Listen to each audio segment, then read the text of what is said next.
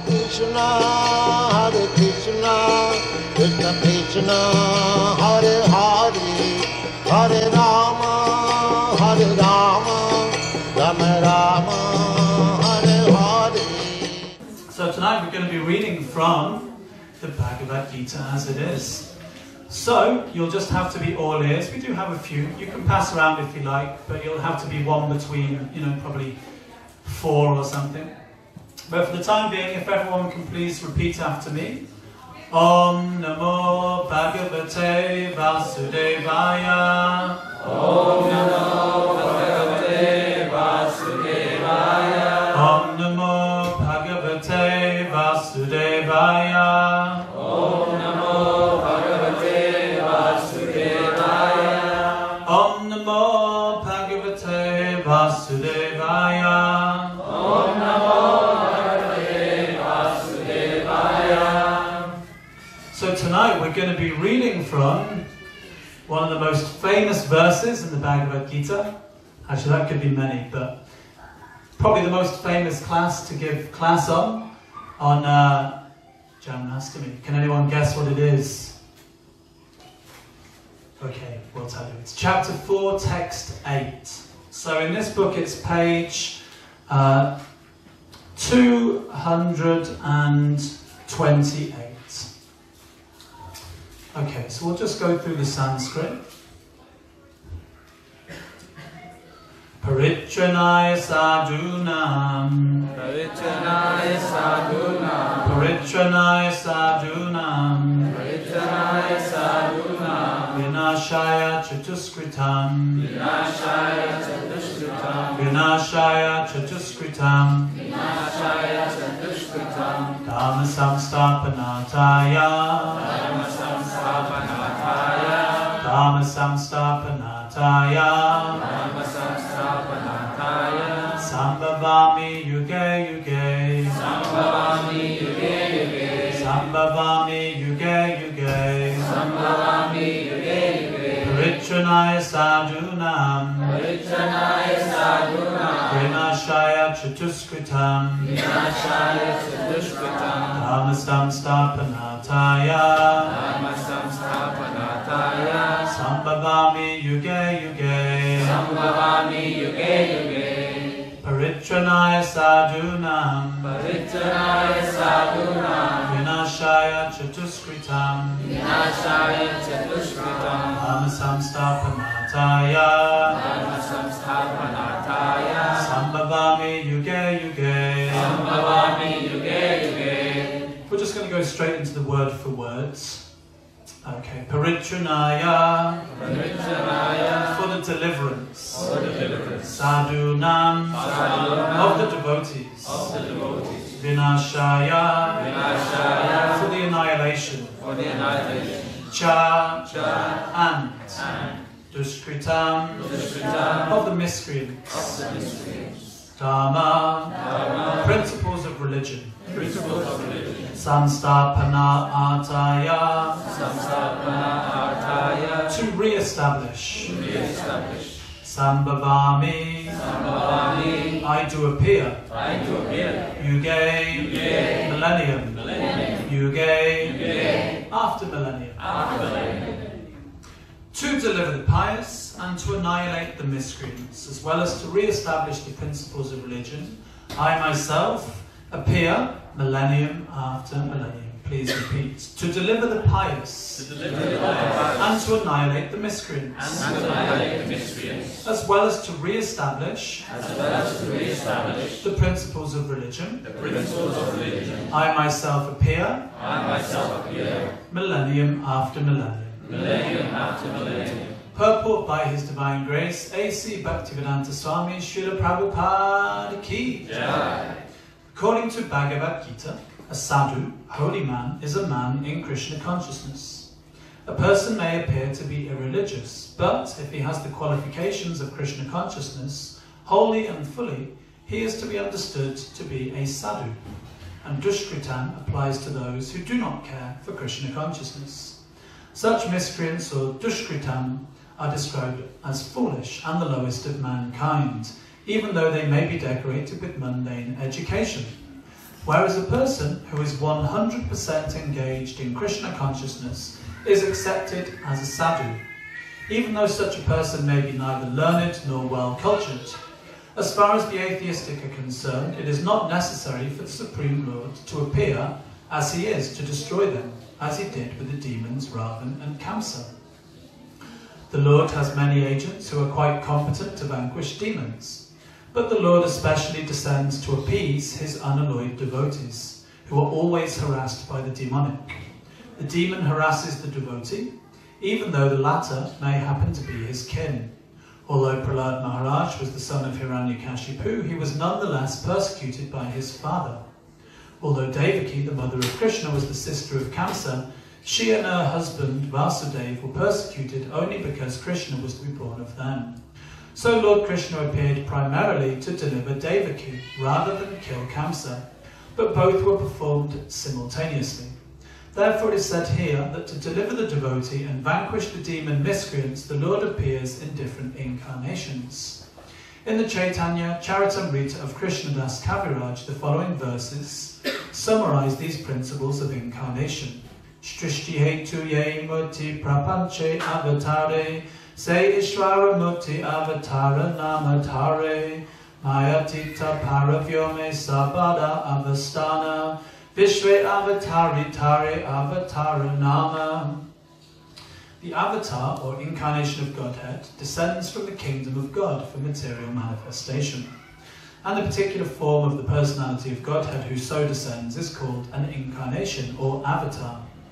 Such incarnations are situated in the spiritual world, the kingdom of God. When they descend to the material creation, they assume the name avatar. There are various kinds of avatars, such as Purusha avatars, Guna avatars, Leela avatars, Shakti-Avesh avatars, Manvantara avatars, and Yuga avatars, all appearing on schedule all over the universe. But Lord Krishna is the primeval Lord, the fountainhead of all avatars. Lord Sri Krishna descends for the specific purpose of mitigating the anxieties of the pure devotees, who are very anxious to see him in his original Vrindavan pastimes. Therefore, the prime purpose of the Krishna avatar is to satisfy his unalloyed devotees. The Lord says that he incarnates himself in every millennium. This indicates that he incarnates also in the age of Kali.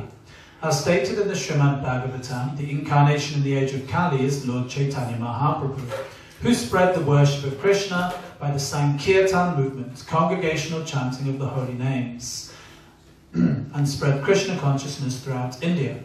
He predicted that this culture of Sankirtan would be broadcast all over the world, from town to town and village to village. Lord Chaitanya, as the incarnation of Krishna, the personality of Godhead, is described secretly, but not directly, in the confidential parts of the revealed scriptures, such as the Upanishads, Mahabharata and Bhagavatam. The devotees of Lord Krishna are very much attracted by the Sankirtan movement of Lord Chaitanya. This avatar of the Lord does not kill the miscreants, but delivers them by his causeless mercy. Amagyan Timirandasya Gananjana Shalakaya Chakshuram Militam Yena Tasmai Shri Gurave Namaha Shri Chaitanya Manobishtam Stapitam Yena Bhutale Swayam Rupakadamayam Tadati Swapadantikam. Jai Shri Krishna Chaitanya Prabhu Nityananda Shri Advaita Gadada Shivasari Gauda Bhakta-vrinda. Now everyone, put your hands in the air very loudly. We're going to chant the Hare Krishna mantra on the count of 3. 1, 2, 3. Hare Krishna, Hare Krishna, Krishna Krishna, Hare Hare, Hare Rama, Hare Rama, Rama Rama, Hare Hare. Very good.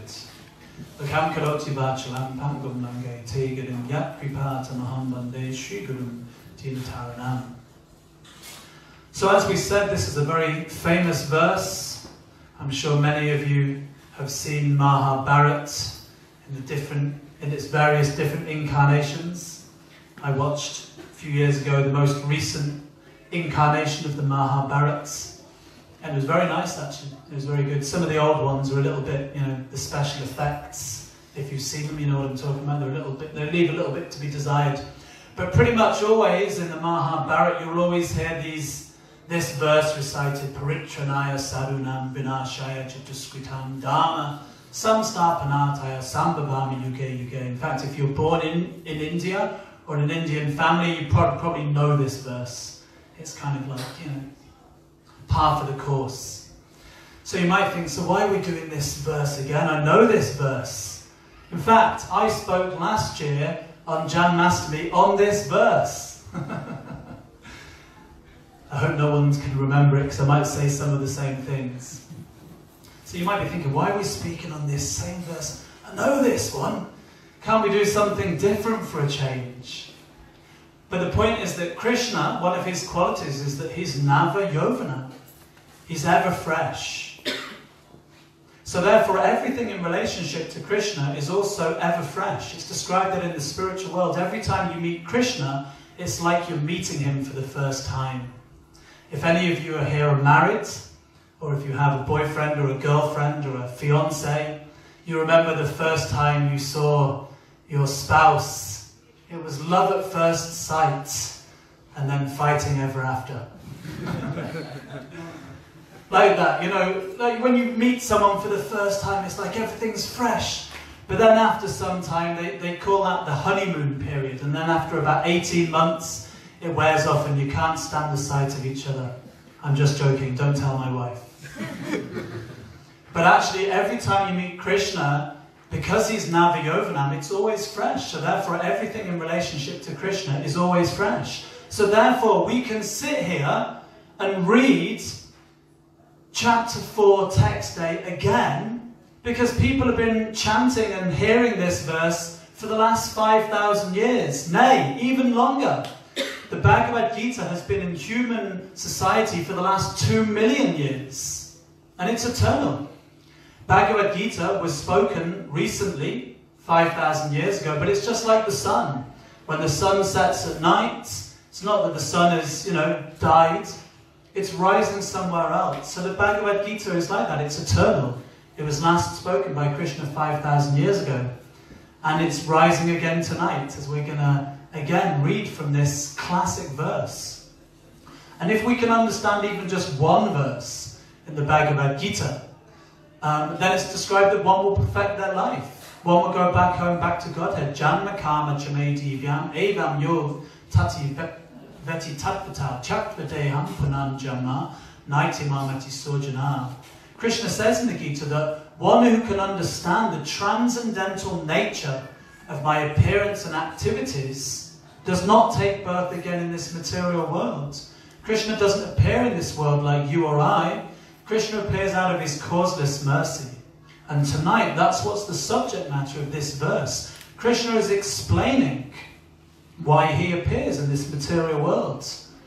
And it's amazing that he does come to this material world. Krishna himself says in the Bhagavad Gita that this material world is dukkhalayam ashashvatam.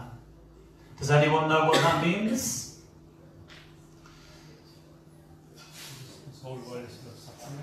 It's full of suffering, yes, good, and it is?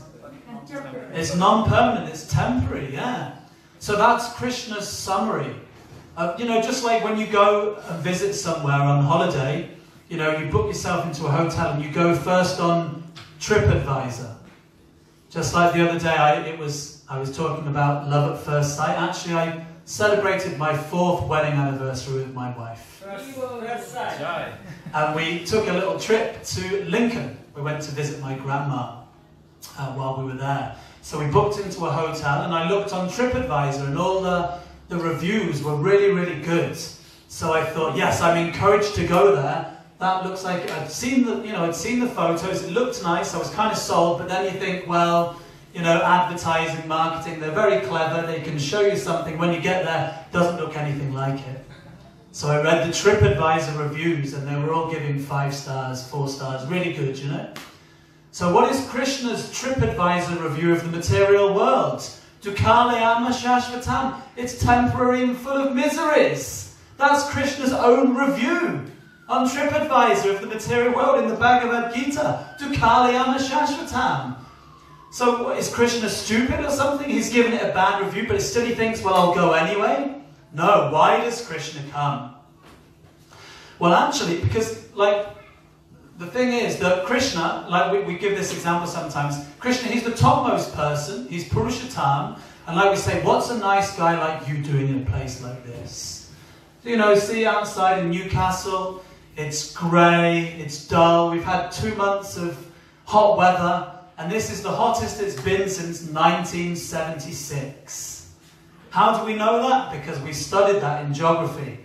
That was our case study. In other words, it's so rare that we get such nice weather for a long time that you have to learn about it in school. I remember the summer of 1976 with the hosepipe bans and the droughts. So we've just had that, but now we're getting back to normality.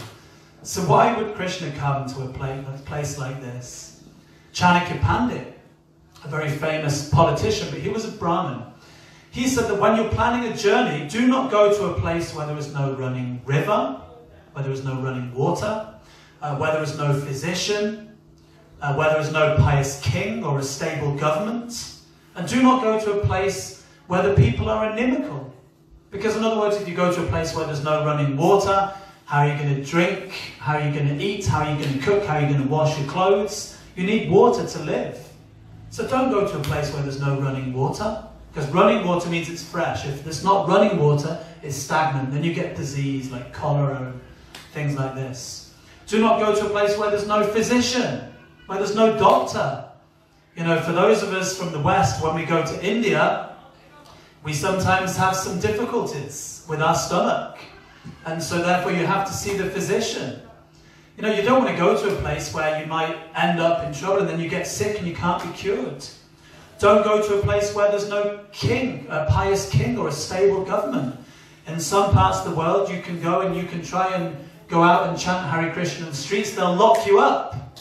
They'll throw you in the cells and throw away the key. It's illegal to practice Krishna consciousness. So you don't want to go to a place where the government are against you. Don't go to a place where people are inimical.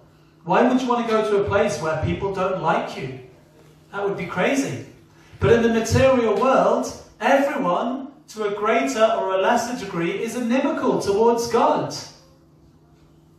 How can we say that? How can we say that? Yes, sure, there are some pious people, there are some religious, there are some spiritual people, but to a greater or lesser degree, we've all come here to this material world in the first place because we were inimical towards God. I'll explain that.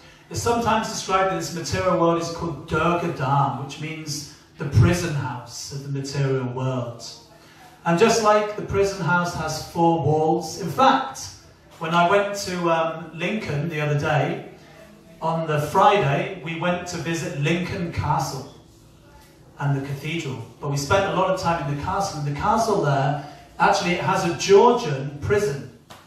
And then behind the Georgian prison, they made a Victorian prison.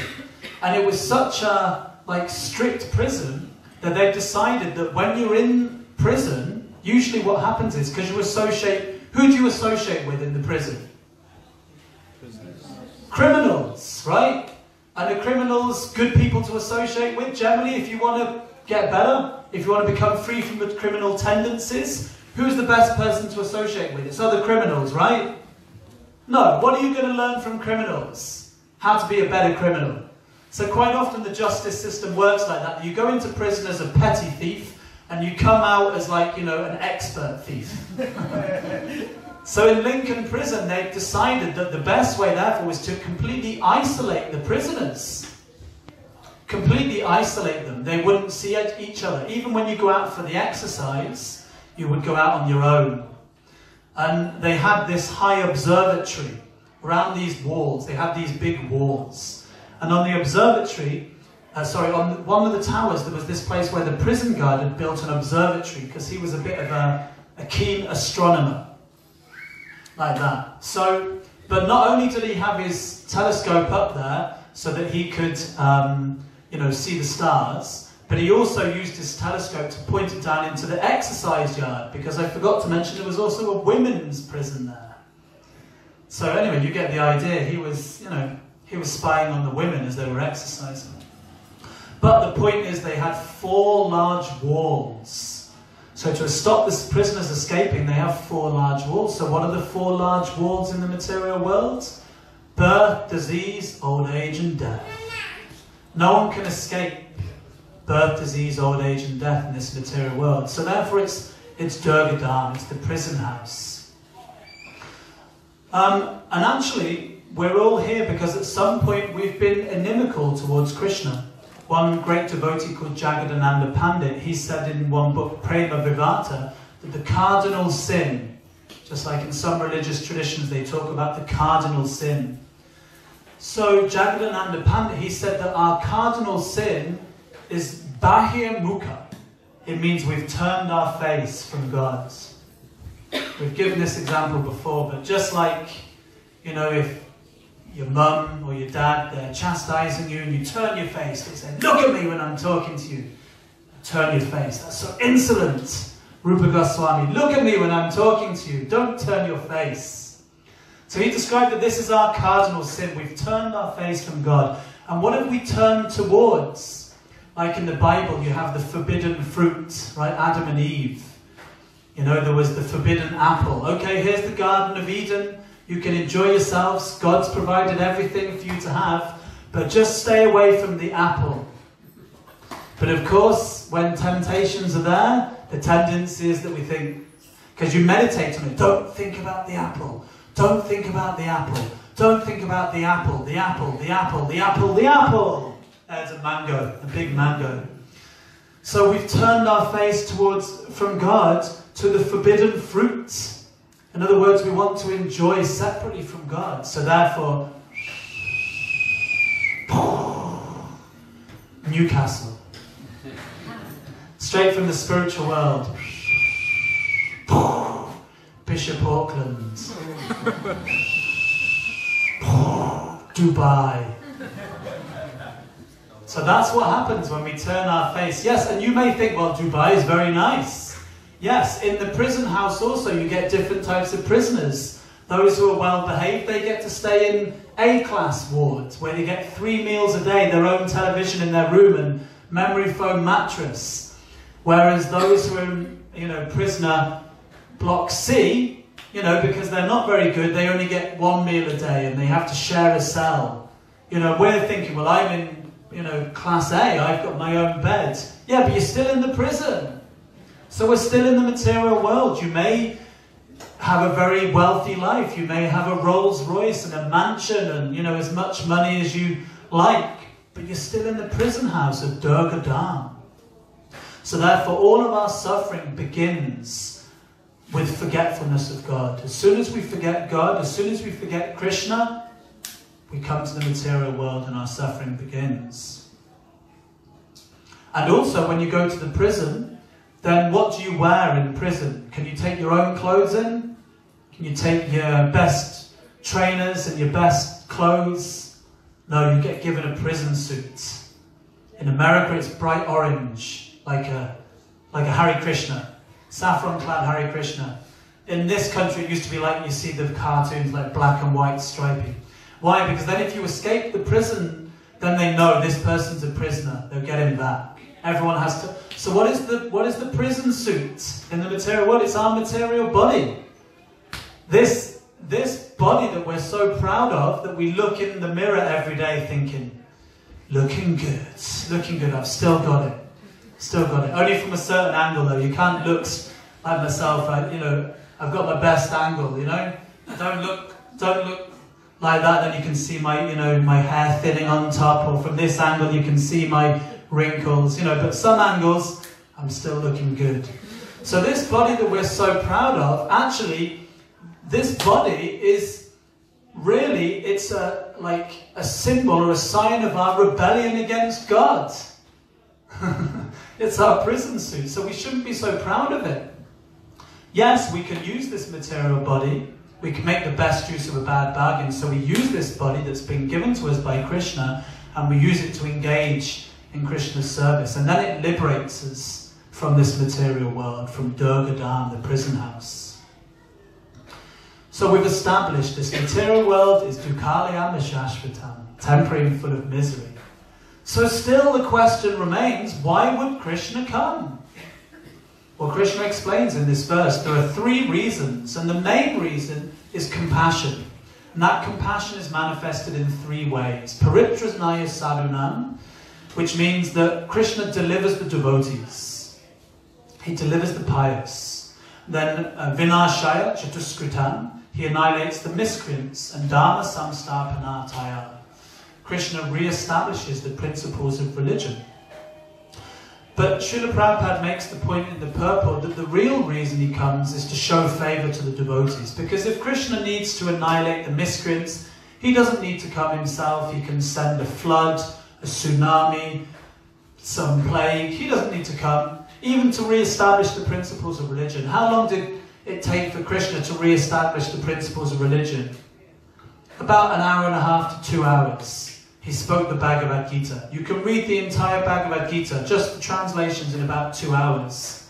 So Krishna didn't even need to come to do that. He could have sent one of his great devotees to speak the Bhagavad Gita. So that's not the real reason. The main reason he comes is out of compassion to deliver the devotees. He didn't need to come. So why did he come? He came out of love for all of us. We've told the story before, but it's a nice story. We like to tell this one on Janmastami. There was once one great emperor called Akbar. And this was the time when the Mughals were ruling India. But he had one great minister. His prime minister was called Birbal, and he was a Hindu. He was from a Hindu background. And Akbar, of course, he was from the Mohammedan background. So they used to converse sometimes. Birbal, he was very learned. He knew the scriptures inside and out. So Akbar, he said, Birbal, you know, in your scriptures it says that God comes to this material world. He said, but, you know, I cannot accept that. Why would God come to this horrible place? And Birbal said, just leave it with me and I will tell you. Let me have a little think about it. So Akbar said, okay, Birbal. So then a week later, there was a big, parade in the king's grounds in the palace.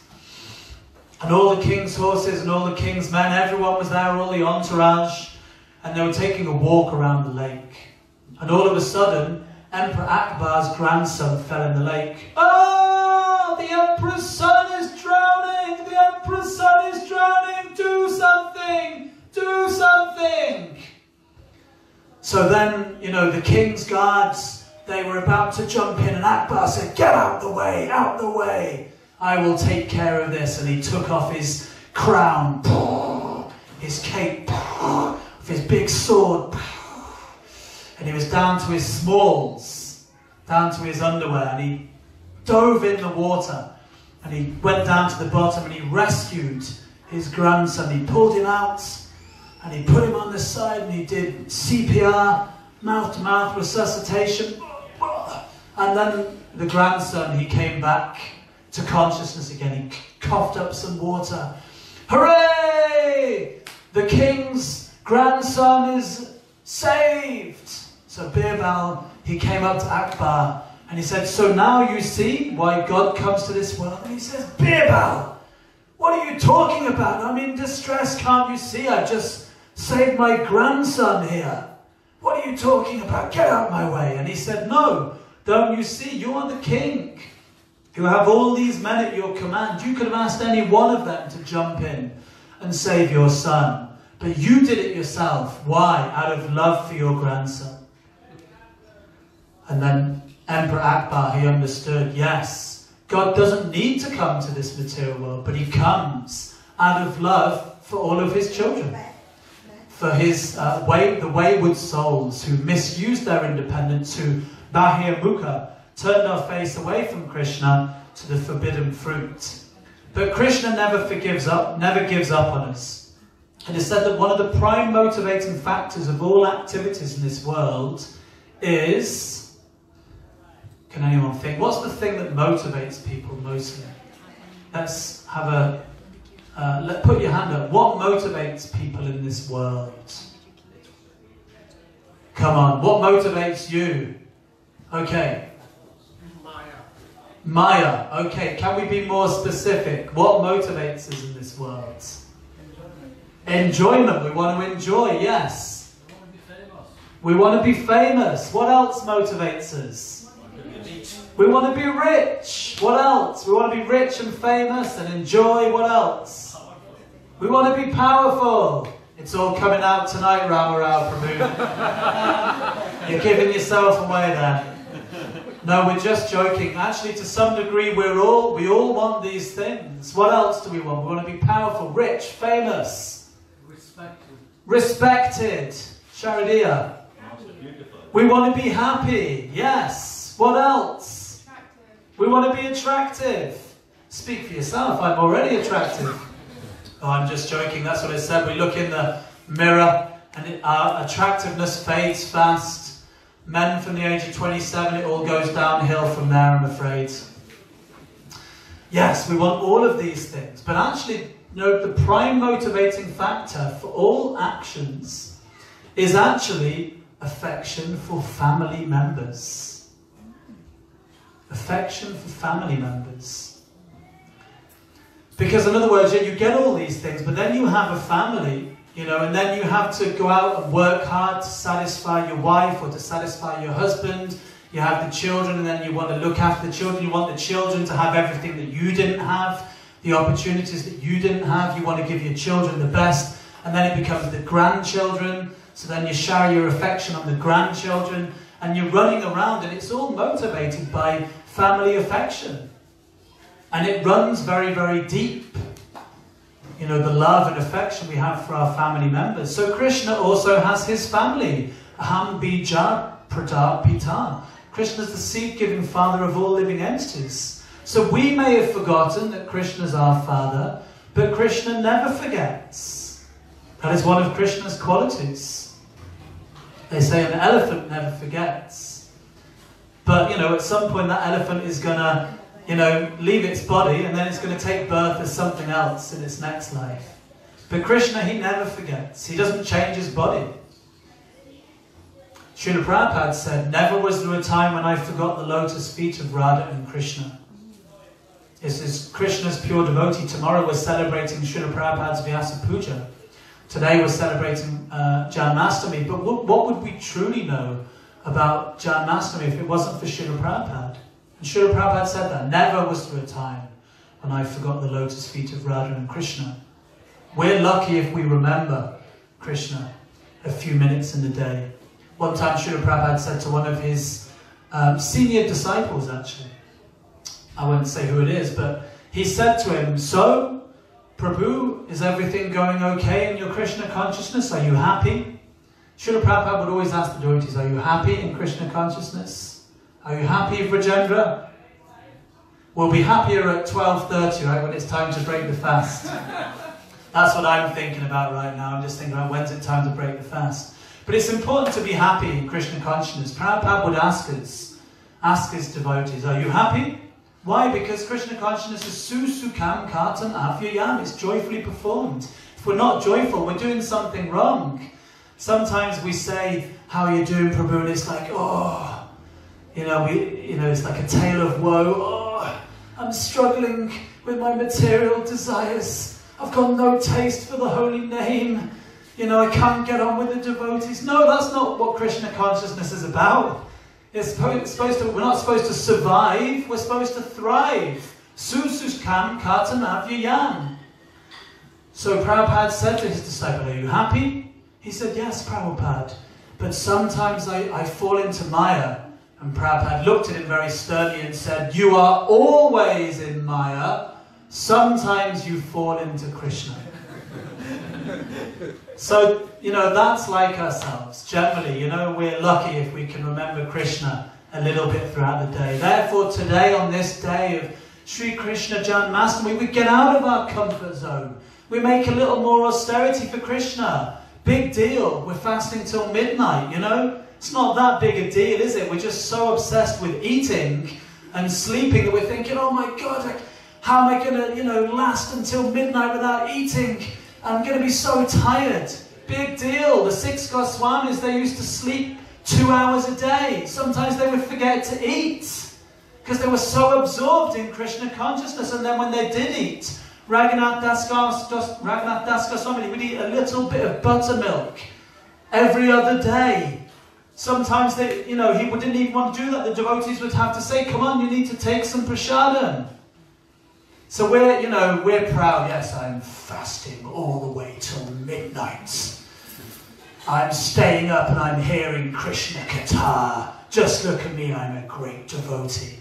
No, we're performing these extra austerities to try and remember Krishna for once. Stop thinking about ourselves. Stop being so self-centered. Let's be Krishna-centered for a change. Therefore, we're so fortunate that we have days like Krishna Janmastami where we can put everything aside just for a day at least and say, no, today I'm just going to put Krishna in the center. I'm going to just serve Krishna. Forget about my own cares. Forget about your worries and your smiles. The bare necessities. What are the bare necessities? The bare necessity is always remember Krishna and never forget Krishna. Those are the bare necessities. That's what's keeping us alive. So therefore, we're very fortunate to have this day. So Krishna appeared 5,000 years ago. This day is Janmastami. And what does that mean? It means the day when Krishna appeared. He doesn't take birth like an ordinary person, but Krishna appears out of his own sweet will. Janmastami.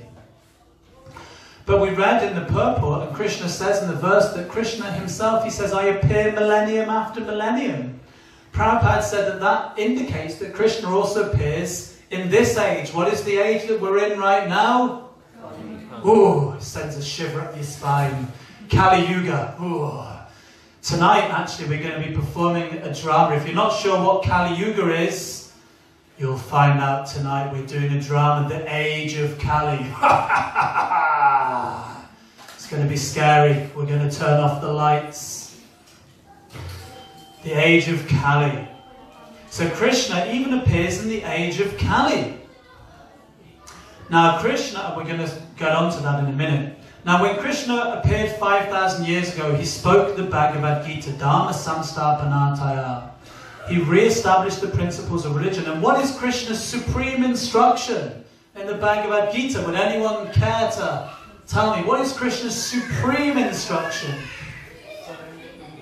Surrender unto me. Very good.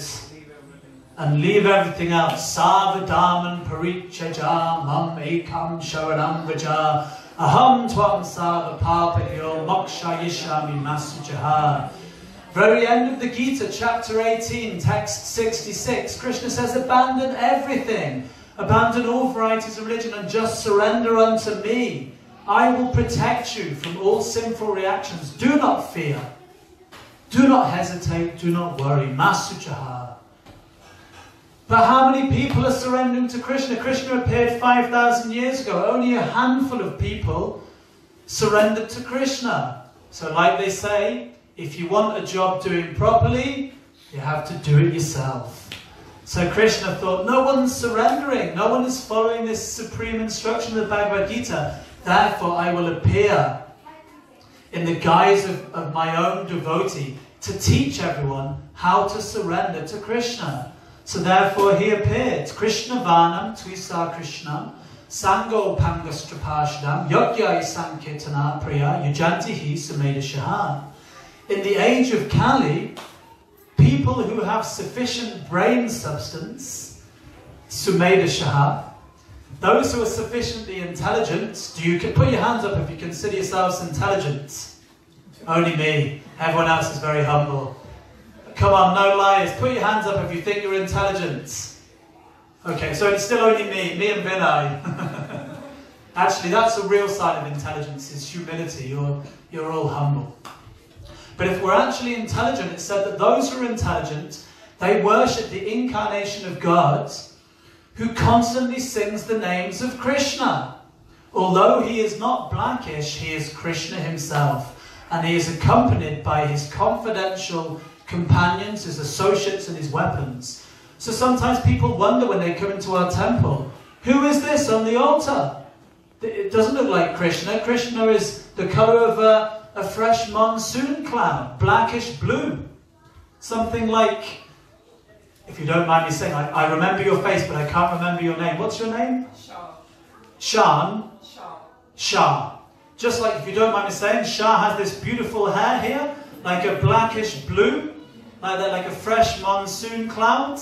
This is like the colour of Krishna's complexion, although that colour doesn't actually exist in the material world, but at least for the sake of analogy, something like Shah's hair, blackish blue. So they look on the altar and they say, well, that is not Krishna. And who are those 4 people? Who are those 5 people? I don't know who they are.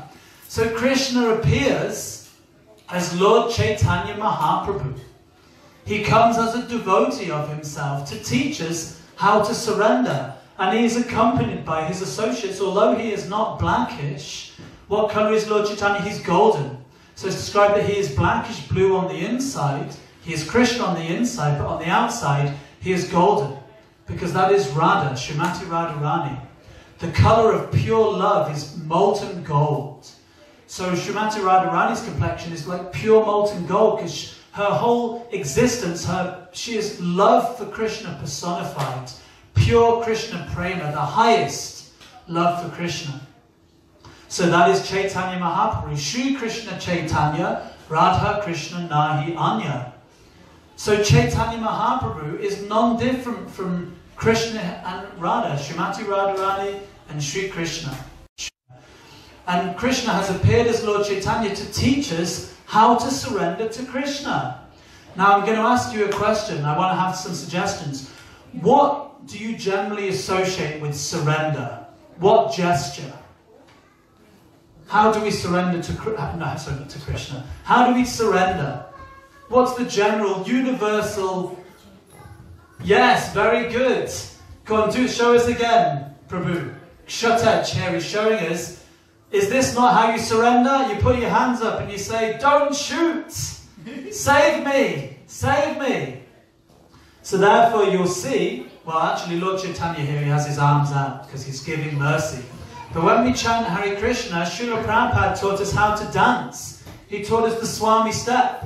And you put your arms in the air. Put your arms in the air. Wave them about like you just don't care. So that's why when we chant, we put our hands in the air, because this signifies surrender. We don't say, don't shoot, please save me. We chant, Hare Krishna, Hare Krishna, Krishna Krishna, Hare Hare, Hare Rama, Rama Rama, Hare Hare. So this is what Srila Prabhupada taught us, because when we're chanting Hare Krishna, Srila Prabhupada gave different translations of what the Hare Krishna Maha Mantra means. So one definition or one translation of the Maha Mantra is, please save me, don't shoot, I'm suffering in this material world, please save me, please deliver me from this material existence, please accept me, even though I'm so fallen and I have no love for you and I just, I can't think about anyone else but myself, please accept me. Please engage me in your devotional service. Hare Krishna, Krishna Krishna, Hare Hare, Hare Rama, Rama Rama, Hare Hare. So Srila Prabhupada, he actually taught us this dance, the Swami step, in the beginning years of this movement. 1966, 67. First, Srila Prabhupada taught the devotees how to dance. Which was, you put your arms in the air and you put your right foot to the left and your left foot to the right. It's a disco step. Disco's here, disco's there. Left to the right, left to, and then you sway back and forth. Hare Krishna, Krishna Krishna, Hare Hare, Hare Rama.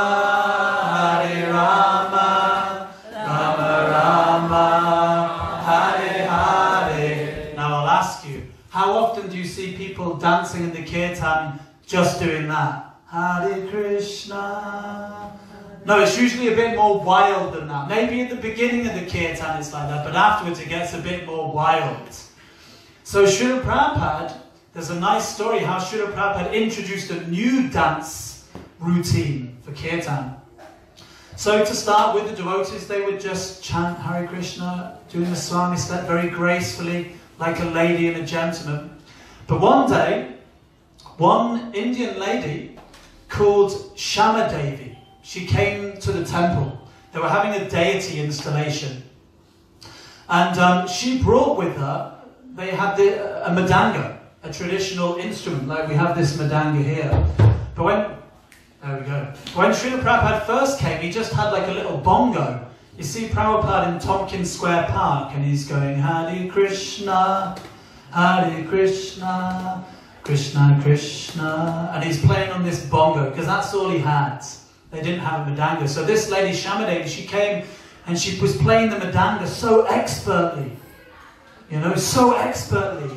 And at one point, Prabhupada, he was leading the kirtan, but he was so ecstatic with this expert madanga playing that Prabhupada started to jump. He had his hands in the air. No longer was he doing the Swami step, he started to jump. He was jumping, and the devotees were looking at each other in amazement. What is this? What is this? Prabhupada is jumping. Can we jump also? And it was jumping in ecstasy. You know, just like my spiritual master said that during the days when Srila Prabhupada was still with us, Prabhupada only had to do this from the Vyasasana. And he said, and the devotees would be bouncing off the ceiling. So tonight, when we're having our kirtan, especially the midnight kirtan, we want to see you bouncing off the kirtan, jumping up and down. And it was such a revelation to the devotees that even while the kirtan was going on, one of the devotees got on the phone. This was in the days before the internet existed.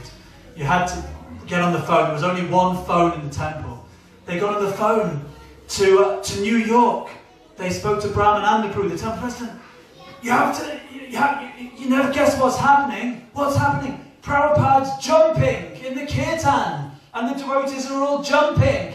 And he said, well, how do you do it? How do you jump? He said, you just jump up and down. And then they got on the phone to Montreal in Canada. You never guess what's happening. Prabhupada's jumping. And then this got all the way around the world. And then from that day forward, kirtan was never the same again. So we start off gracefully in the kirtan, doing the song step with our hands in the air, surrendering to Krishna, chanting the holy names. But as the kirtan becomes more and more ecstatic, because surrender is ecstatic. We often think surrendering is a bad thing, right? When you surrender to the enemy, that's like a shameful thing. Or we think it's going to bring some pain. There's going to be some retributions from the enemy. So we often think of this word surrender as a painful thing. Who thinks that surrender to Krishna is painful? When you talk about surrendering to Krishna, who immediately thinks, oh, I can't surrender to Krishna? Okay, it's just me again. So surrendering to Krishna, sometimes it's hard because we have to give up so many things that we think are actually making us happy, but they're not. So the more we surrender to Krishna, the more ecstatic we become, and we start to chant and dance in ecstasy. So we're going to finish with this final point now. Today we're celebrating Krishna Janmastami, the appearance day of Krishna. He appeared 5,000 years ago on this very day. And then we said again, to teach us how to surrender, Krishna appeared again 500 years ago as Lord Caitanya with his confidential companions, and he taught us how to surrender to Krishna. But actually, it's Janmastami every time you sincerely chant the Hare Krishna Maha Mantra. Because Krishna and his name are one and the same. There is no difference between Krishna and his name. And if you don't believe me, we're just going to read one nice verse here. So this is Krishna. Krishna says, dun, dun, dun, dun, dun. Naham tishtami vaikunthe yoginam pridaye shubha tatra tishtami narada yatra gayanti madbhakta. Krishna says, I do not reside in my abode Vaikuntha, nor do I reside within the hearts of the yogis, but I reside in that place where my pure devotees are chanting my glories. So now we're going to ask you to put your hands in the air one more time, and Krishna will appear when we sincerely chant the holy name. So it's Janmastami every time we sincerely chant. So I want you now on the count of 3, with all, to muster up as much sincerity you can. We're praying to Krishna. Please appear within my heart. Please take over my life and help me surrender unto you, okay? 1, 2, 3. Hare Krishna, Hare Krishna, Krishna Krishna, Hare Hare, Hare Rama, Rama Rama, Hare Hare. Shri Krishna Janmastami Mahamahotsav Ke Jai. Shri Krishna Bhagavan Ke Jai. Bhagavad Gita as it is Ke Jai. Nitai Gaura Pramanande. Hare Krishna, Krishna Krishna, Hare Hare, Hare